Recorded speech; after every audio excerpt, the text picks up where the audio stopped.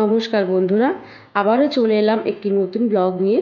কার্তিক পুজো, বাড়িতে কার্তিক পুজোর আয়োজন হয়েছিল ছোট করে। তারই একটু কিছু মুহূর্ত তুলে ধরেছিলাম এই ছোট্ট ভিডিওর মাধ্যমে। দেখো, এখানে ঠাকুরমশাই আমাদের এসে গেছিলেন, আর এসে উনি নিজে সব কিছু পুজোর জোগাড় করে নিচ্ছিলেন।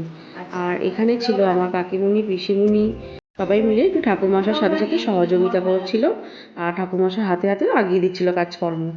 আর এটা ছিল বাড়ির মুখ্য দুয়ারে দ্বারঘট বসাতে হয়, সেই দ্বারঘট বসাতেই এসেছিলাম আমরা নিচে। ওটা আমার বর আর যে করছি, আর আমার পিসিমণি, আর আমি দাঁড়িয়ে দাঁড়িয়ে কী করবো, আমি ভিডিও করছিলাম। সমস্ত কিছু মুহূর্ত আমি এই ভিডিওর মধ্যে ক্যাপচার করছিলাম। আর এখানে ঠাকুরমশাই বসিয়ে দিল ঠাকুরের ঘট।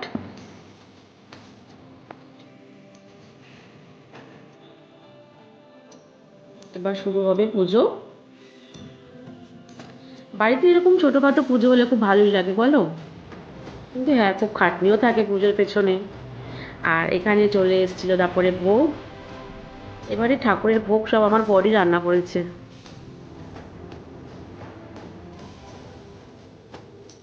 দেখো, সমস্ত কিছু পুজোর আয়োজন হয়ে গেছে। এই ভোগ দিয়ে দিল ঠাকুরের কাছে। ঠাকুরমশাই পুজো করছিলেন। আর এখানে পুজোর সব কিছু আরতি আবার আরম্ভ হবে। এই ঠাকুরমশাই এবার আরতি করে নিচ্ছে।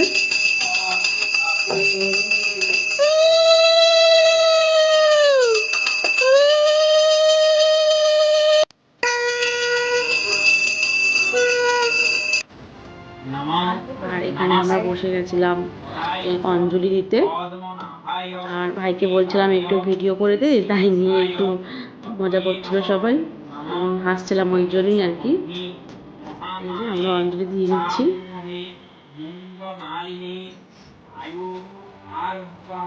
বন্ধুরা, যদি ভিডিওটা ভালো লাগে তোমরা প্লিজ একটা কমেন্ট এবং লাইক করে দিও।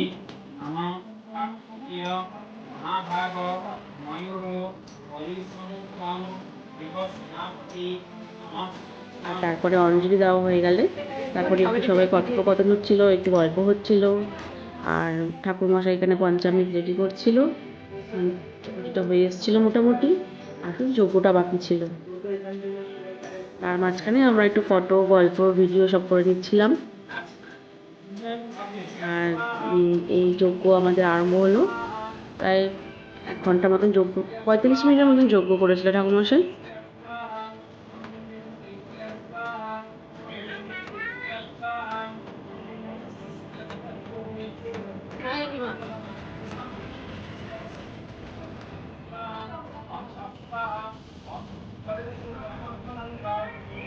যজ্ঞ হচ্ছিল দেখো।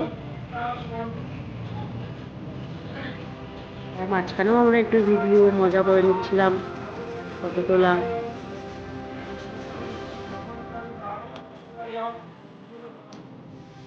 আর এখানে দেখো, যজ্ঞের আগুনটা এত সুন্দর উঠেছিল, তাই আমি একটু স্লো মোশনে এখানে একটু ভিডিও করে নিয়েছিলাম।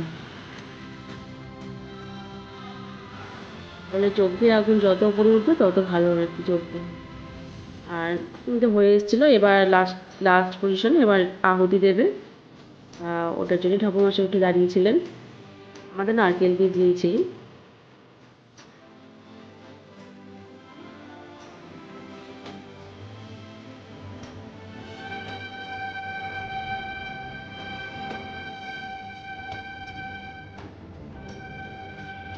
দিয়ে দিলেন, আর উপর দিয়ে এবার আবারও দিয়ে দিল ঘি।